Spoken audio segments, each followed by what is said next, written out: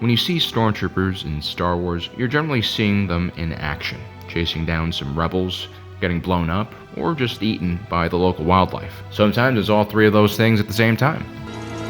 I must be destroyed.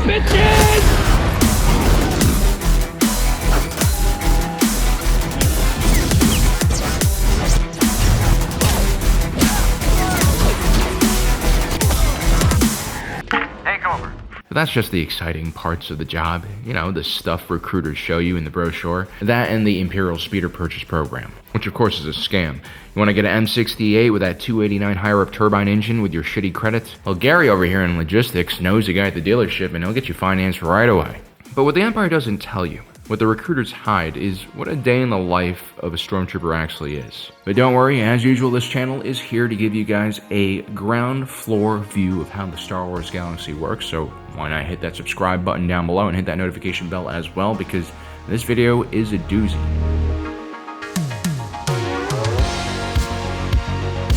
So the story we're going to be referencing a lot today comes from the novel Twilight Company. It's honestly one of my favorite novels that's come out in the Disney era of Star Wars. If you like Rogue One, if you like the war drama elements of Star Wars, if you like the no BS portrayal of war and insurgency that we saw in Andor, I can't recommend this story enough to you.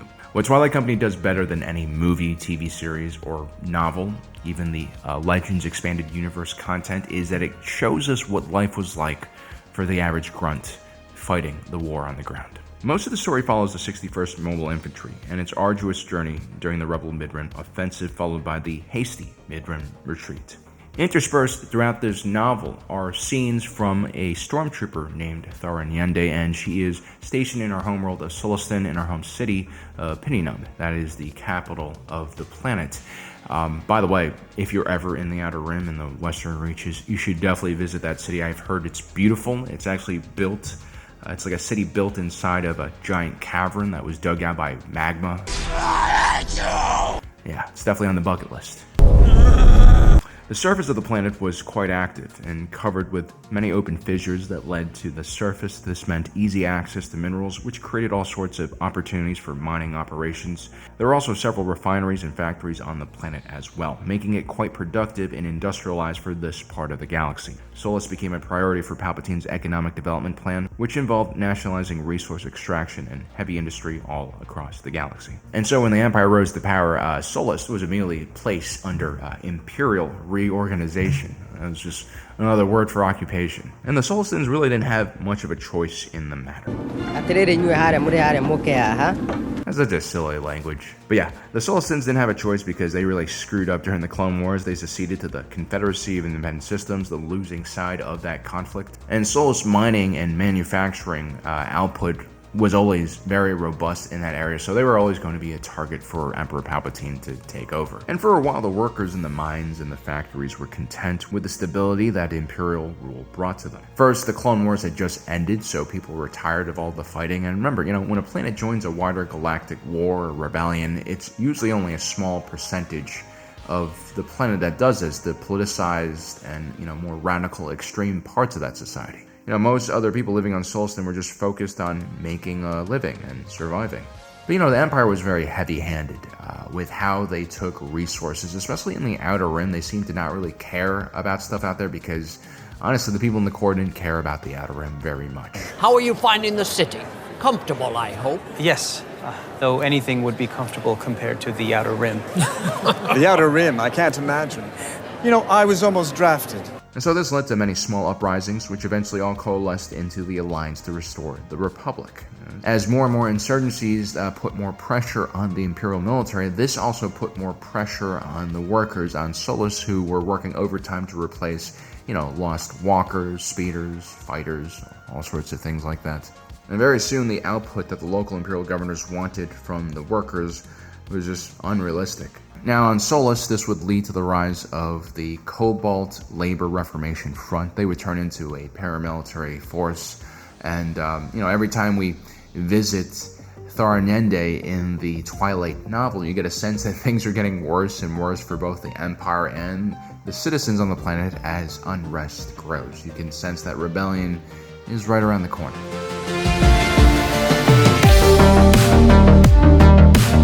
Thar Nende joined the Stormtrooper Corps at around 2 ABY. If you've seen our previous videos about the Stormtrooper Corps, at one time, especially during the early Empire, the Stormtrooper Corps had been an elite light infantry fighting force that was politically loyal to the Emperor. But by 2 ABY, 2 years after the Death Star had been destroyed, the Stormtrooper Corps looked very different. The Imperial Army would have usually served as a garrison force on a world like Solist, and the Stormtroopers were usually deployed on Imperial-class Star Destroyers and rotated to trouble spots in the galaxy. They were more of an expeditionary force.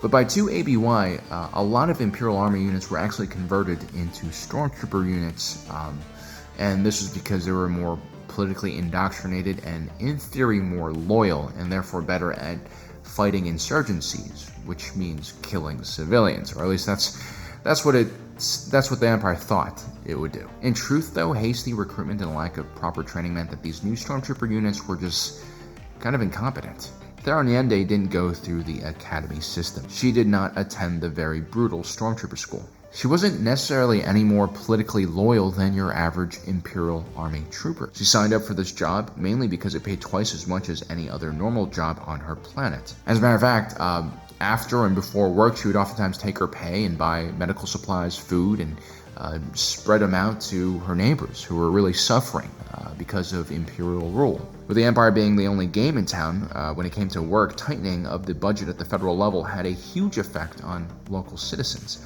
An effort to organize was usually met with brutal crackdowns. Over 80% of the Cobalt Reparation Laborers Front was actually arrested and detained, which is probably what led to the radicalization of this organization and why they turned into a paramilitary force in the first place. So it's important to understand that being a Stormtrooper, even a newly enlisted grunt, meant better salary than the average laborer, which is definitely not the case in most economies, and this just shows you how important the Imperial military was to Palpatine. Now, instead of living on a ship or at a military base, Thar was afforded the luxury of living in her old neighborhood that she grew up in, and she would actually stay in Stormtrooper dormitories, which were separate from the actual barracks. Stormtroopers were supposed to be extremely loyal to the Emperor and tasked with carrying out brutal campaigns of oppression against political dissidents and unloyal populaces. In order to make this very, gruesome and dirty aspect of the job more palatable to Stormtroopers, usually Palpatine didn't have Stormtroopers crack down on their own home worlds. Forcing soldiers to oppress their own former neighbors, the people they grew up with, is never a good idea. So Thar would often stop at her uncle's bar before work to distribute supplies to the miners who visited there before and after shifts. They were definitely appreciative of her kindness. At the same time, they were wary of who she was because she was a Stormtrooper. During more stable and peaceful times, people tend to not care what uniform you wear, and personal connections matter more. But when conflicts start, when people start getting hurt, that's completely lost, and it's incredibly sad.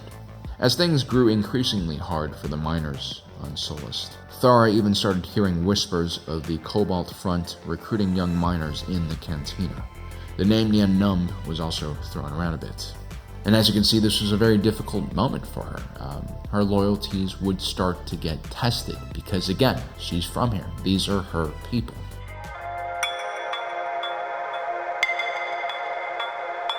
Now, Thar was assigned shifts every week, just like the miners in this town. When going from and to work, she didn't wear anything that could identify her as a trooper, which probably was better for her own safety as tensions continued to rise in the city. It's kind of like that Spike Lee movie, Do the Right Thing. Like, there's this, heat wave in the background, this tension building up.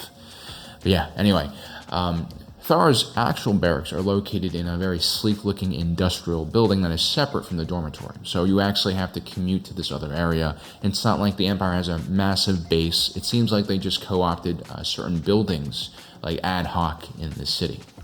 A mechanical eye would identify her at the gates, and then there are roughly 2 more checkpoints until she got to her actual locker, where her uniform, her armor, and weapons were stored. Even though Thar was quite new at her job, she had learned how to put on her entire uniform in less than a minute.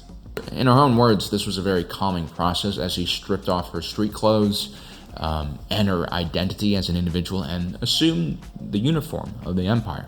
First, you have the tight, form-fitting black glove that forms the base of the Stormtrooper's armor. This body glove was insulated and could adjust to extreme temperatures, and it was also vacuum sealed at the same time. It took a little bit of time for the smart material to adjust to the temperature, but once it got regulated, it was kind of comfortable. Then you had the white synth leather boots. Thara always put her left one on first, and then her right. Everything is drilled here. Next came the plastoid greaves, belt, crotch plate, and torso plate. All these things would lock together magnetically. We talked a lot about Stormtrooper armor in one of our previous videos, and there's this common misconception that their suits of armor were trash or cheap.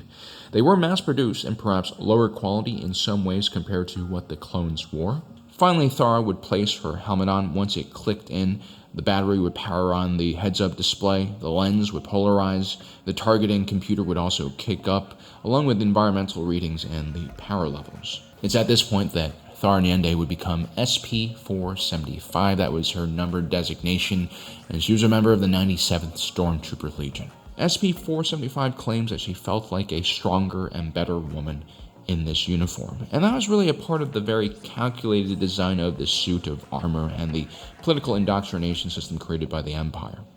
The helmet not only obscured her face from other people, it also made her anonymous. It allowed her to carry out her duties in a much more comfortable way. I mean, it's nice to not let people be able to see your face when you're doing slightly immoral things.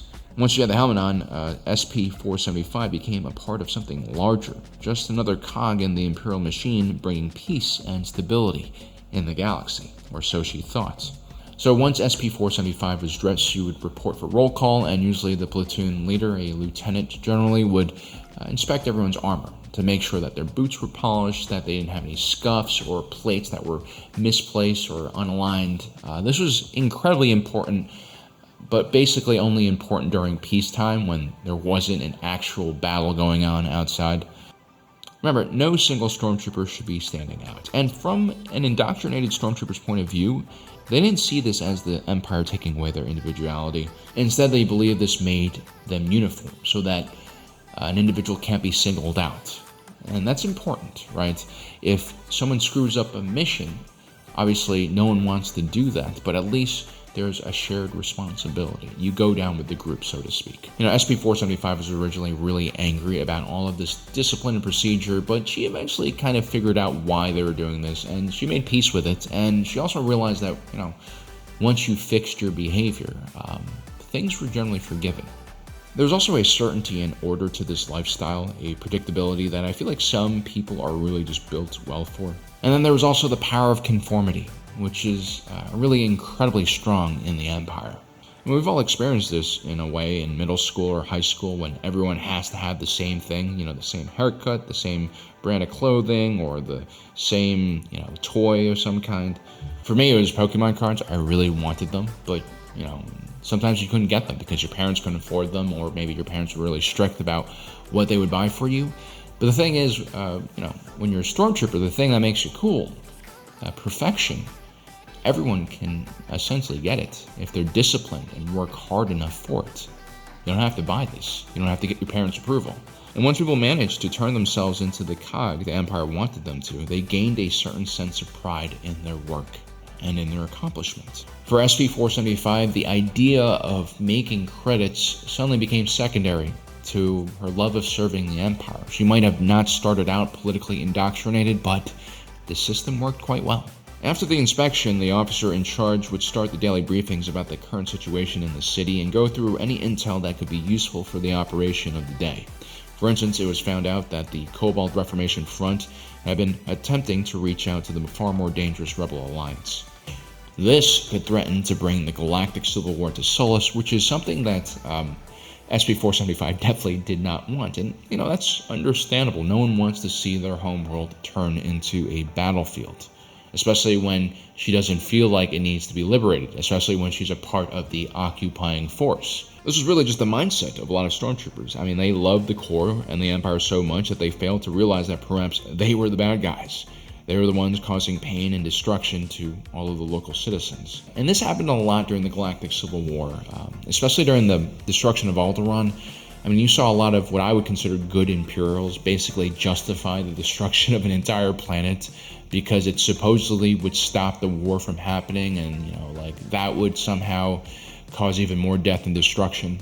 So, again, you know, people are playing games here. They're doing mental gymnastics because the indoctrination, their love for the Empire, the sense of belonging they get in this organization is so strong that they're willing to do anything but to realize that they're on the wrong side. And so the Empire often didn't even have to hide their own terrible deeds from its own soldiers. It just needed to make the Empire feel like a home worth defending.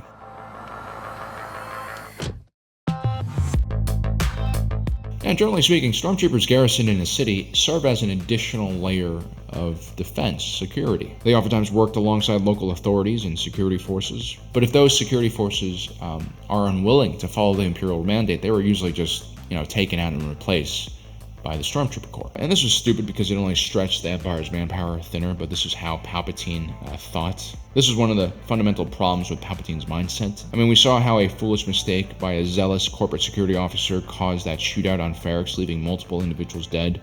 Instead of just reprimanding that one officer and those involved, the ISB essentially removed the entire existing security force and replaced it with their own personnel, along with an attachment of Imperial Army and Stormtroopers. This would, of course, further escalate the situation, causing a full-on riot and uprising to occur. You know, the Empire was the best recruitment tool for the rebellion. They were just terrible with interacting with their own citizens. Now, before uprisings started occurring on Solus, SP-475 was already, you know, working way too much. She was going on daily shifts almost at this point in time. And the Empire, instead of focusing on meeting the workers' demands or, you know, creating political reform or economic development, things that actually bring stability, just flooded the entire area with manpower instead to keep its hold on Solus secure. It was kind of a brute force tactic, and it did not work out well. During her patrols, SP-475 was always on the lookout for individuals that she had been shown during the briefing that were potential criminals, and, you know, there was really no checks and balances here. She could just basically choose anyone on the street that kind of looked familiar and then pass them on to the interrogators. She actually hated this part of her job because of the inconvenience it made for the individuals she detained and also for the officers that did the interrogation. She was worried that she would grab the wrong people. And so again, you can see that, you know, Thara has empathy for these people. You can even say that she's kind of kind-hearted. She doesn't want to inconvenience Imperial interrogation officers, you know. But at the same time, she's completely naive about what's causing all of this craziness. And once again, this is because of that groupthink and the normalization of this behavior by Stormtroopers. And by removing the individual from the responsibility of their actions, it basically created some really crazy monsters. Now, while on patrol, these Stormtroopers were given updates and commands on their heads-up displays, sometimes reminding them to detain people that look suspicious. The ISB could also quickly issue and send warrants directly to the troops in the field to use in legal searches and raids. You know, the Empire oftentimes operated in a very gray, illegal area, but for some reason it was always a stickler about rules, regulations, and bureaucracy. You know, so it's just like a weird kind of vibe, right? These Stormtrooper helmets were also geotagged and tracked. They also had microphones inside of them. And so at the Central Command Center, you had an officer basically tracking the movements of their units like a real-time strategy game and bringing them to trouble spots. This is what made the Stormtrooper Corps so terrifying. They were very well coordinated because of their technology. Even if the individuals were not necessarily used to working with each other, everyone was being controlled by the eye in the sky. Although, generally speaking, you also had senior enlisted men and NCOs on the ground leading small fire squads as well when it came to actual encounters and firefights that couldn't necessarily be controlled from the sky. It should be noted that Stormtroopers were almost always assigned with random individuals in their unit, and rarely did they patrol the same people over and over again, especially while they were in garrison duty. Very few troopers had relationships with other troopers outside of work, as it was frowned upon. You know, any kind of idle chatter was also not allowed.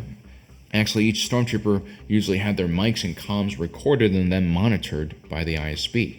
The official narrative stated that troopers who became involved in relationships were less flexible, they had more demands, they wanted things in a very different way, and they could have problems adjusting to a new unit or a new position. Attachments made a Stormtrooper more likely to save a fallen comrade rather than charge aimlessly at the enemy. I do have to mention, if the ISB was in your area, you most likely were stationed on a very important world to the Empire's war effort, or you were in an area where there were high levels of rebel activity. For SP-475, it's kind of both, and that kind of sucks.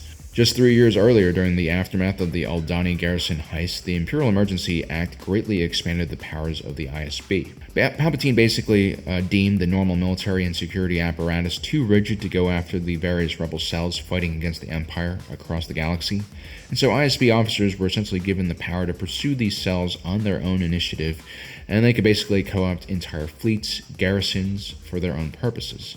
They were also allowed to carry out interrogations and extrajudicial executions of citizens. The unchecked power and fanaticism of the ISB was problematic, especially for more normal individuals like SP-475, who would fall beneath the command of the Imperial Security Bureau.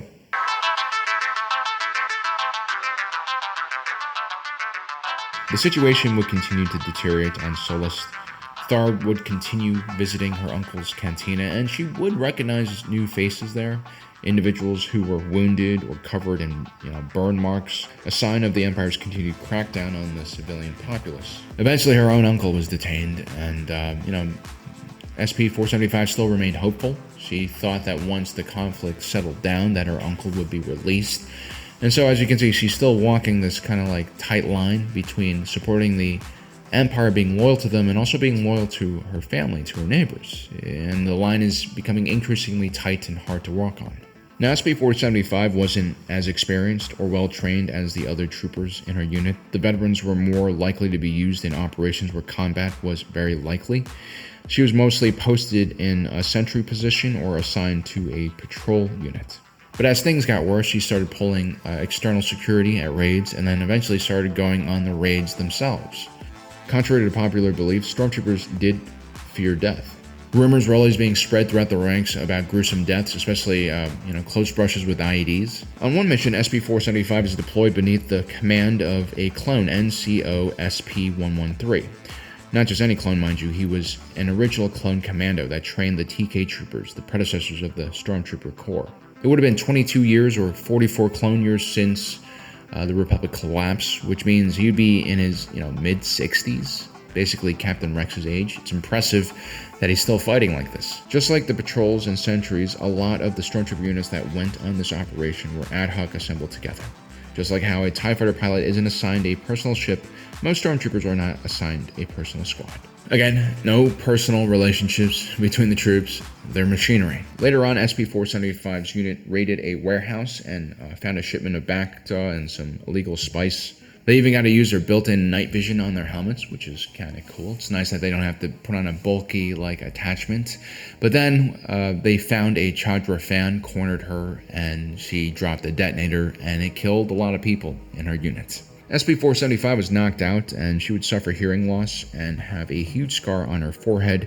Usually such an incident guarantees leave time. But because they were short on personnel, she was cleared for light support duty right away. Also, by this time, no one really seemed to care anymore about the scratches and, blemishes on her armor anymore. In the next 3 weeks, SP-475 would go on daily shifts. It was just a very arduous time for her. And the Cobalt Laborers Reformation movement at this time blew up one of the foundries in Solus, which was not good. And soon after, the Rebel Unit 61st Mobile Infantry would take residence in one of the volcano foundries on the planet. In the later days of the Battle of Solus, SP-475 would take a sniper round to the chest, and it would basically melt plastoid and synth fiber onto her skin. She would survive and be captured once the rebellion took the city. Until the very end, SP-475 tried to be a reasonable individual. She didn't execute or torture captured rebels. She didn't want to do more damage to the city, for sure. She did believe, however, that it was the rebels who were responsible for all of this fighting. After all, the planet had been pretty peaceful until the Rebel Alliance radicalized the Cobalt Reformation Front and, brought the war to this corner of the galaxy. And thus highlights the dangers of warfare. When blaster bolts start flying and people start dying, individuals on both sides of a conflict think they're doing the right thing. Even SP-475 was kind enough to donate, a portion of her salary to help out people. And even though she saw how much the Empire's crackdowns were affecting the miners, she seemed to not really understand that she was to blame. That somehow all of this wasn't connected to her actions, her own Empire's heavy-handed control over the planet. It's fascinating and terrifying to think about at the same time. And that is really the danger of groupthink. And this is why, being an independent thinker it's a lifelong skill that you have to develop, but it is an incredibly important skill at keeping society balanced and rational. But anyway, guys, I hope you enjoyed today's video. Don't forget to subscribe and hit that notification button down below so you don't miss out on the rest of our awesome content. As usual, my name is Alan, reminding you that my allegiance is to the Republic.